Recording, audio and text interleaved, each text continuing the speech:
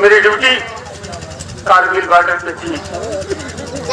लड़ाई के दौरान मेरे दोनों हाथ में गोली लग गई। गोली लगने के बाद मेरी सेना के लोग मुझे हॉस्पिटल लेके गए। मेरा इलाज हुआ। डॉक्टर ने कहा अगर आशीष को जिंदा रखना है तो इनका दोनों हाथ काटना पड़ेगा। डॉक्टर साहब ने मजबूर होकर मेरा दोनों हाथ काट दिया। अब तो मेरे पास हाथ भी नहीं है। ड्यूटी से छुट्टी हो गई। सोच रहा हूँ चलता हूँ अपने घर, अपनी पत्नी के पास, अपनी बहन के साथ जिंदगी घर पे ही बिताऊंगा। अब तो तेरा ही सहारा है मालिक। बाबू भैया।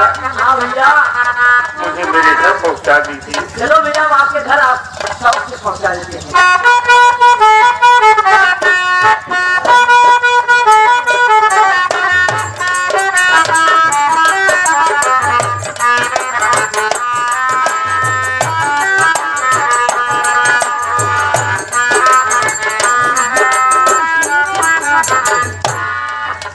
मेरे मालिक तो कुछ सुझाव ही नहीं दे रहा है कि मैं क्या करूं क्या न करूं। जेल से छूट कर आया, घर गया, घर में भी लोग मुझे रहने नहीं दिए। मेरे भाई से मुलाकात हुई न मेरे बहन से मुलाकात हुई। जिस तरफ जाता हूँ लोग तरह तरह के ताना मारते हैं। ताना सुनते सुनते मैं उठ गया हूँ कि यही आ रहा है, यही अपनी जीवन लीला समाप्त कर लूं। लोग मुझे ताने नहीं मारेंगे, मेरे माथे का कलंक टीका भी मिल जाएगा। भगवान मुझे अपने पास बुला ले, मैं दुनिया में जीना नहीं चाहता हूँ।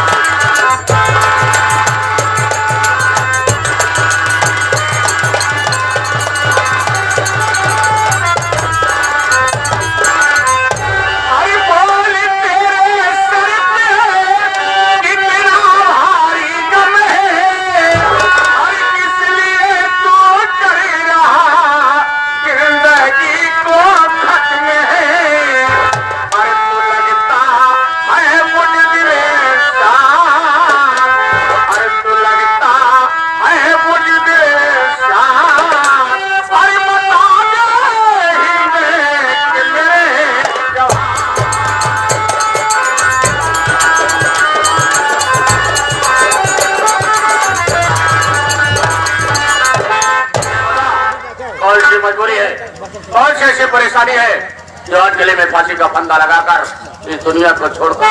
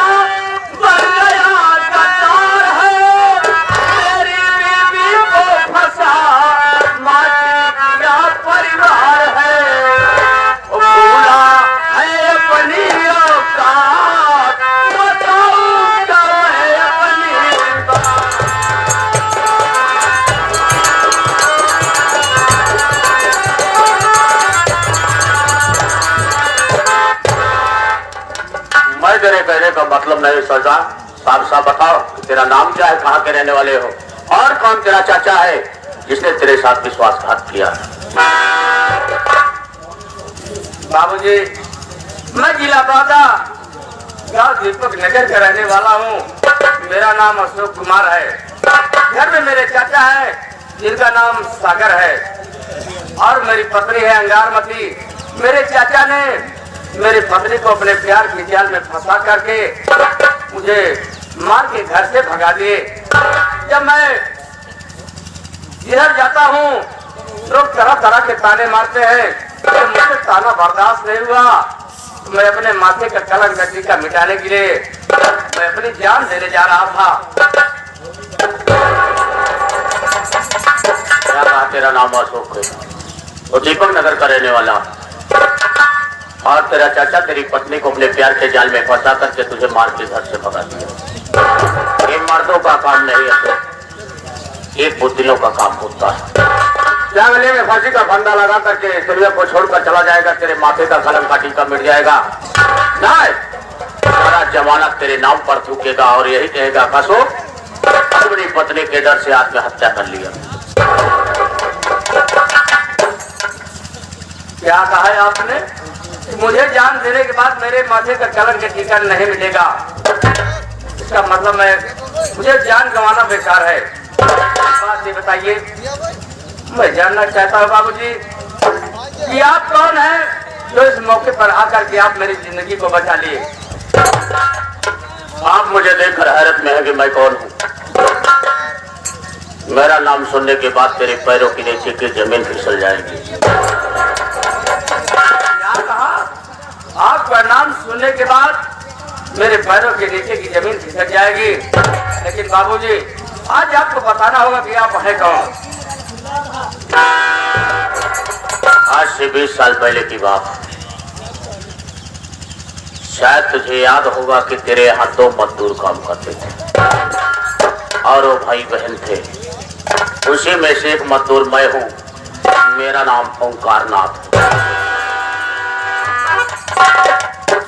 अरे मेरे भाई ओंकारनाथ, आप तो मेरे यहाँ मजदूरी करते थे, एक गरीब इंसान थे, लेकिन आपको ऐसी क्या जरूरत पड़ गई, क्या ऐसी आवश्यकता पड़ गई जो आपने चाकू का भेद बना लिया और हाथ में बंदूक का बना उठा लिया? इस मंजिल पर पहुंचाने वाला कोई और नहीं, वही तेरा सागर शराबी है साला। क्या कहा? इस मंजिल पर पहुंचाने वाले मेरे चाचा सागर शराबी है। लेकिन ये बताइए कि मेरे चाचा ने आपके साथ कौन ऐसा व्यवहार किया जो कि आपने हाथ में बंदूक का बारा उठाया है? मैं तेरे चाचा से 5000 रुपया कर्ज लिया था, लेकिन गरीबी के हालातों मुझे कर्ज नहीं अदा करने दिया। एक दिन वो कमीना मेरे दरवाजे पे कर्ज लेने के लिए आया। बोला कितना तो भाई बहन मेरे यहाँ काम करने आते हैं, ना तो मेरा कर्ज वापस किया। अगर जब तक तू मेरा पैसा नहीं देगा मैं तेरा दरवाजा छोड़कर नहीं जाऊंगा। मैंने उससे कहा कि इस वक्त मैं लाचार और मजबूर हूँ क्योंकि मेरी बहन की शादी पड़ी है। शादी बीत जाने तो मैं आपका 5000 रुपया आपके दरवाजे पहुंचा दूंगा। वो बोला 5000 नहीं, मेरा कर्ज पूरा 50000 रुपया होगा। मैं उससे कहा कि मैं भाई बहन आपके यहाँ साल भर मेहनत और मजदूरी का काम किया। अगर एक इंसान की मजदूरी एक दिन की जोड़ी जाए तो 100 रुपये होती है, और हम भाई बहन के टोटल मजदूरी साल भर की 72,000 होती है। अपना 50,000 काट करके 22,000 मेरा वापस कर दे। बोला तेरी एक भी मजदूरी बाकी नहीं, तू बेईमान इंसान है। अगर मेरा पैसा नहीं देगा तो मैं तेरी जिंदगी में जहर घोलूंगा, तू न जी सकेगा ना मर सकेगा। इतना कह के दरवाजे से वापस चला गया। लेकिन जिस दिन मेरी बहन की बारात आई, वो कमीना मेरे दरवाजे पर आया। बारातियों के पास जाकर बोला जो इस लड़की से शादी करेगा मैं इसे गोली मार दूंगा। जब यह लड़की हमारा है, वैसे है, बच्चन है, मुझसे प्यार करती है और मेरे बच्चे की माँ बनने वाली। बारात वालों ने सुना तो कौन मेरी बहन से शादी करता है। मेरे दरवाजे से मेरी बहन की बारात वापस आई। मेरे माथे पर कलम का टीका लग गया। जिधर जाता था लोग मुझे गालियां देते थे। जिसके यहाँ काम करने जाता था कोई काम नहीं देता था। मैं जिंदगी से तंग आ गया। सोचा इसी जिंदगी जीने से अच्छा मर जाना ठीक है। मैं शराब पीना शुरू कर दिया और ये सोच कर पीने लगा कितना शराब पीऊंगा कि दुनिया छोड़ करके चला जाऊंगा। मैं शराब के नशे में बेहोश होकर गिर गया। माँ भवानी की आकाशवाणी हुई, ओंकारनाथ अगर इसी तरीके शराब पीता रहेगा दुनिया छोड़कर चला जाएगा। और जाके पहाड़ी है, पहाड़ी के पीछे मंदिर है, मंदिर के पीछे कारतूस भरा बेल्ट और बंदूक का बाना उठा ले, उस बंदूक के बाने को और बन जा उफान ना से डाकू अभिमान सिंह। हमने अपने हाथों में बंदूक का बाना उठा माँ भवानी की सौगंध खाया है कि जब तक उस कमीने से अपने इज्जत का बदला नहीं चुका लूंगा तब तक मैं चैन की सांस नहीं लूंगा। अरे वाह वाह मेरे चाचा सागर सराबी, तूने मजदूर ओंकारनाथ के साथ बेईमानी किया, क्या पैसा भी नहीं दिया और उसके आए दरवाजे पे इसके पैर की बारात आई और बारातियों को भड़का करके वापस कर दिया। और तूने मुझे भी घर से बेघर कर दिया। ठीक है मेरे ओंकारनाथ भाई, अगर आपने मुझे बचा ही लिया है ये बताइए कि मैं कैसे जी सकता हूँ। तुझे आज अपने हाथों में बंदूक का बाना उठाना होगा और मेरे साथ चलना होगा। होश कर कमीने कुतिया कर तुझे जान से मारना होगा, जिसने तेरे साथ में विश्वासघात किया है और एक नारी जात को कलंकित बनाया है। ले बंदूक का बाना और चल मेरे साथ।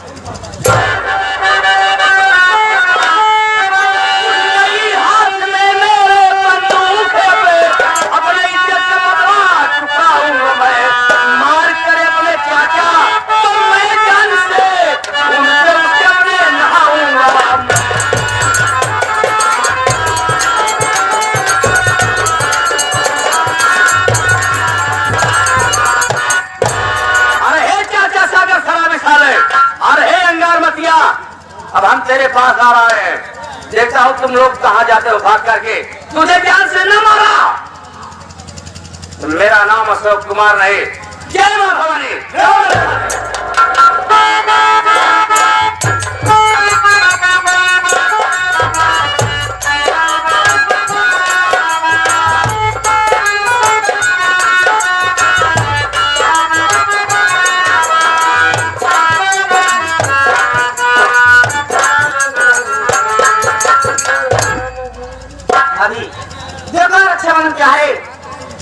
चाहे हर गाना सोचती है कि मेरा भैया है, अपने भैया कलाई को बढ़िया सजा दो।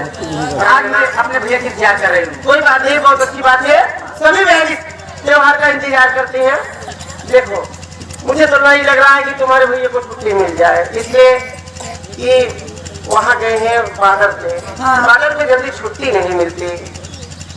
नहीं भाभी, मेरा दिल कह रहा है कि मेरे भैया जरूर घर आएंगे। कोई बात नहीं रंजना, तुम की बहन हो, तुम्हारा दिल कह रहा है तो भगवान पे भरोसा रखो। तुम्हारे भैया को अगर छुट्टी मिल जाएगी तो घर आएंगे। हाँ, इसलिए तोहफा लेना है ना। अरे खराब थोड़ा काम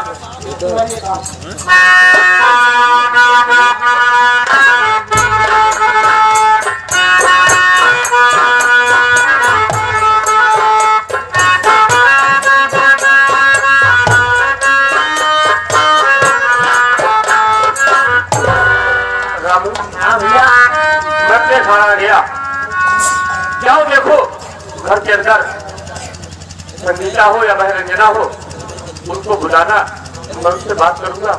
लेकिन ये बात याद रहे यार, हाँ कोई बात उनसे तुम मत बताना। ठीक है भैया चलो। अरे बहन रंजना, अरे बहन रंजना, भैया भैया आए हैं। आशीष भैया आए हैं। आशीष भैया है? आशीष भैया कहाँ पे है? भैया है गेट के पास। गेट के पास? हाँ। चलो ठीक है, कहने का मतलब अंदर नहीं आ सकते हैं। नाराज है क्या? चलो ठीक है, कोई बात नहीं। अगर भैया है बाहर खड़े तो सबसे पहले मैं भाभी माँ बता देती हूँ, उसके बाद भैया को मिलूंगी। ठीक है भाभी माँ, अरे भाभी माँ, क्या बात है? बहुत खुश दिखाई दे रही है। अरे यार तो खुश रहूंगी नहीं कब रहूंगी? क्या बात, लेकिन खुश तो नहीं, कुछ इतना खुश मत हो। नहीं तुम तो ऐसे बोले जैसे तुम्हारे भैया आ गए। अरे हाँ, तुम्हारा चेहरा ऐसा बता रहे कि जैसे तुम्हारे भैया आके तुम्हारे सामने आ गए। सच में भैया अभी भैया आए क्या? भैया आ गए मतलब तुम्हारे दिल दिमाग में तुम्हारे भैया घूम रहे हैं, नाच रहे हैं चारों तरफ भैया भैया दिखाई दे रहे हैं कि रामू भैया बताए तो रामू भैया आए ना, तुम्हारे भैया तो नहीं आए हैं। अरे भाभी मेरी बात सुनो, रामू भैया बताए कि अपने आशीष भैया आए लेकिन बाहर खड़े हैं। अच्छा तुम्हारे भैया आए? अगर यही कह रही हो तुम बगल में आओ, मैं देख लेती हूँ ना। ठीक है पहले मैं कह रही हूँ किसका कह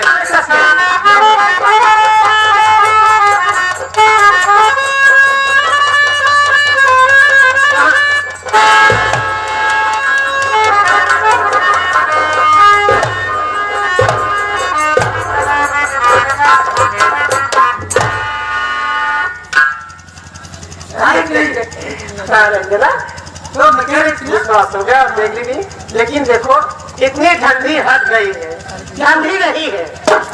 गर्मी का समय आ गया है, लेकिन तुम्हारे भैया को देखो लगता है कश्मीर के क्षेत्र में रहते हैं, बर्फ की ठंड इनको लग गई है, इसलिए साल चादर वो तब आए घर में सफर करके हो सकता है। कोई बात नहीं है, जाओ राखी बांध करके अपनी मन की मुराद पूरी कर लो।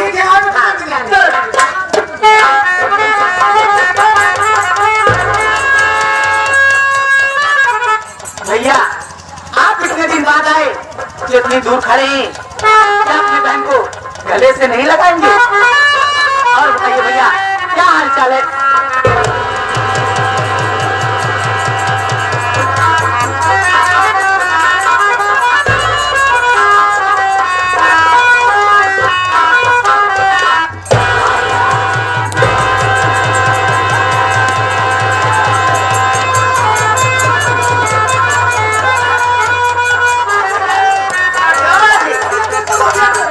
अरे भैया मैं तुम्हारे देखी, अरे मैं देखी हूँ तुम्हारे भैया को मैं देखी,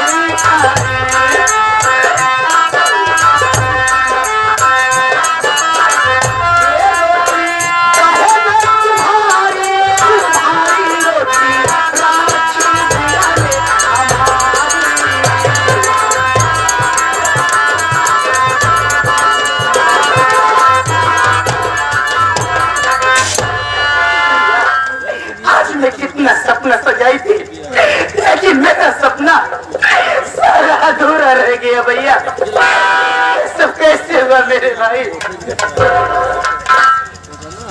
ये गए इससे भी देखते हैं श्रीमानी हमारे धर्मराज डांसर जी। यहाँ हमारे धर्मराज डांसर जी विधानसभा भदौली के निवासी है। 11 का पुरस्कार करते हैं इसके पार्टी की तरफ से धन्यवाद। और इसी के साथ साथ दिया गया हमारे लाल बहादुर भैया। यह भी श्रीमानी हर बाप का फर्ज देता है हाँ कि बहन हो या बेटी हो, जब तैयारी हो जाए तो उसके हाथ में लेकर के उसे सही है भैया। पहुंचाना चाहिए। ये आगे हाथ मीले करने के लिए आगे हमारे शैलेश भैया, ये आगे हमारे जिस बच्चे को बोला हम लोग आए शैलेश। आओ चलो आज ये आपके पास चलेंगे, अपना हिस्सा अलग कराएंगे। आओ